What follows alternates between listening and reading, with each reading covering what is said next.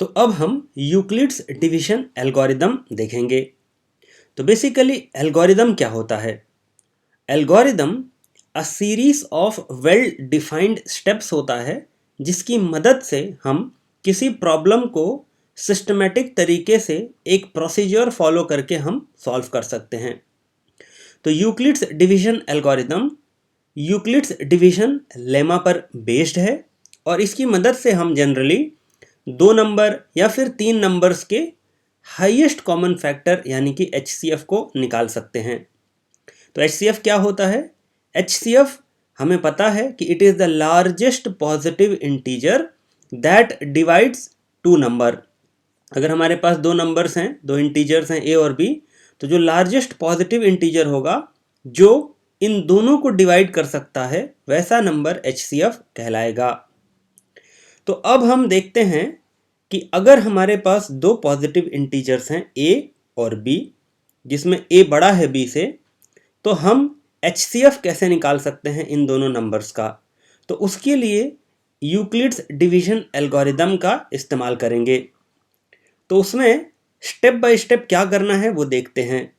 तो बेसिकली ये 3 स्टेप का प्रोसेस है और हमारा एम है कि हम दिए गए 2 पॉजिटिव इंटीजर्स A और B का HCF निकालें। तो स्टेप 1 में हम यूक्लिड्स डिवीजन लेमा लगा देंगे A और B पर। आपको याद होगा पिछले लेक्चर में हमने देखा है कि यूक्लिड्स डिवीजन लेमा क्या होता है? A is equal to B Q plus R. तो बेसिकली जब हम A और B पर इस लेमा को लगा देंगे तो हमें Q यानी कि क्वोशंट और R यानी कि रिमाइंडर मिल जाएगा। इतना करने के बाद हम सेकंड स्टेप में पहुंच जाते हैं। अगर सेकंड स्टेप में हमने देखा कि जो फर्स्ट स्टेप में Q और R आया है इसमें R की वैल्यू 0 है, तब तो डायरेक्टली HCF B हो जाएगा। और अगर रिमाइंडर 0 नहीं है तो हमें फिर से यूक्लिड लेमा लगाना पड़ेगा, लेकिन इस बार A और B पर नहीं, B और R पर। लाइकवाइज हमें इस प्रोसेस को कंटिन्यू रखना है जब तक हमारा रिमाइंडर 0 ना आ जाए। और जब रिमाइंडर 0 आ जाएगा तो उस समय का जो डिवीज़र होगा वो HCF हो जाएगा A और B का।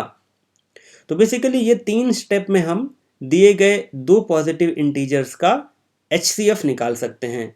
अब इसका एप्लीकेशन कुछ प्रॉब्लम्स में देखेंगे तो हमें और अच्छे से समझ में आएगा।